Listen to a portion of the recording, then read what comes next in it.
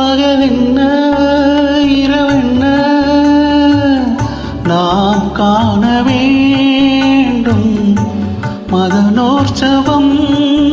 பகலென்ன இரவென்ன நாம் காண வேண்டும் மதனோற்சவம். அது தானே இதழ் பேசும்